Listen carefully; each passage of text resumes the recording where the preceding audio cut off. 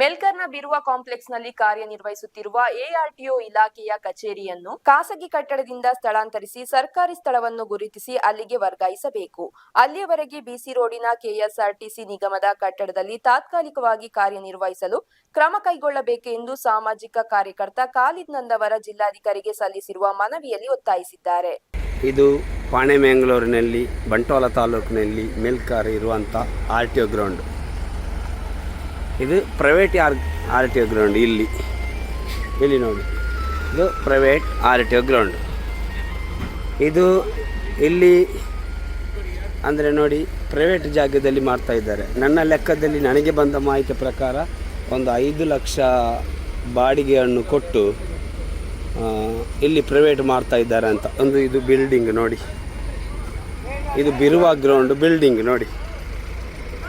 ಇಲ್ಲಿ ಇದರಲ್ಲಿ ಕಟ್ಟಡ ಉಂಟು, ಪ್ರೈವೇಟ್ ಕಟ್ಟಡ. ಸುಮಾರು ಒಂದು 4.5 ಲಕ್ಷ ರೂಪಾಯಿ ಕೊಟ್ಟು ಇಲ್ಲಿ ಇದು ಮಾಡ್ತಾ ಇದ್ದಾರೆ, ಅಂದರೆ ಬಾಡಿಗೆ ಕೊಟ್ಟು. ನಾನು ಹೇಳೋದು, ಈ ಪ್ರೈವೇಟ್ಗೆ ಬಾಡಿಗೆ ಕೊಟ್ಟು ಇವರು ಯಾಕೆ ಮಾಡಬೇಕು? ಗೌರ್ಮೆಂಟ್ಗೆ ಇದರಲ್ಲಿ ಎಷ್ಟೋ ಬಂಟ್ವಾಳದಲ್ಲಿ ಎಷ್ಟೋ ಖಾಲಿ ಜಾಗ ಉಂಟು, ಕಟ್ಟಡ ಉಂಟು.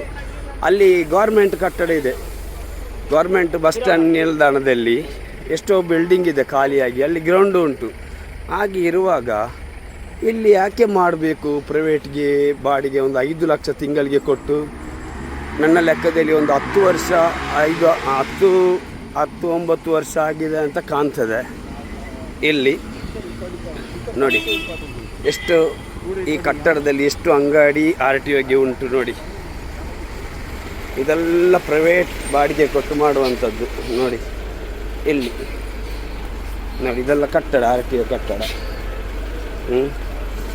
ಇದು ಯಾಕೆ ಇವರು ಬಂಟ್ವಾಳ ತಾಲೂಕಲ್ಲಿ ಇಷ್ಟೊಂದು ಗೌರ್ಮೆಂಟ್ ಜಾಗಿರುವಾಗ ಅಲ್ಲಿ ಮಾಡಿದರೆ ನಮಗೆ ಗೌರ್ಮೆಂಟ್ಗೆ ತಿಂಗಳಿಗೆ ಒಂದು 5 ಲಕ್ಷ ಲಾಭ ಉಂಟು ಅಲ್ವಾ? ಹಾಗೆ ಇರುವಾಗ ಇಲ್ಲಿ ಯಾಕೆ ಮಾಡಬೇಕು ಅಂತ ಗೊತ್ತಾಗ್ತಾ ಇಲ್ಲ ನನಗೆ. ಬಹುಶಃ ಇದರಿಂದ ಏನು ಲಾಭ ಉಂಟು ನೋಡಿ. ಆರ್ಟಿಒ ಗ್ರೌಂಡು ಮತ್ತು ಈ ಕಟ್ಟಡ, ಬಿರುವ ಕಟ್ಟಡ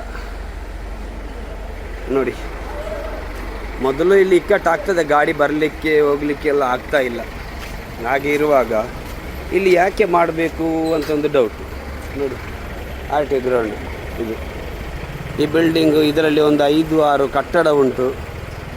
ಅದಕ್ಕೆ ಗೌರ್ಮೆಂಟ್ ಬಾಡಿಗೆ ಕೊಟ್ಟು ಪ್ರೈವೇಟಲ್ಲಿ ಮಾಡ್ತಾ ಇದ್ದಾರೆ. ನನ್ನ ಲೆಕ್ಕದಲ್ಲಿ ಇಷ್ಟು ಬಂಟ್ವಾಳದಲ್ಲಿ ಇಷ್ಟು ಗ್ರೌಂಡ್ ಉಂಟು, ಸರ್ಕಾರಿ ಜಾಗ ಉಂಟು.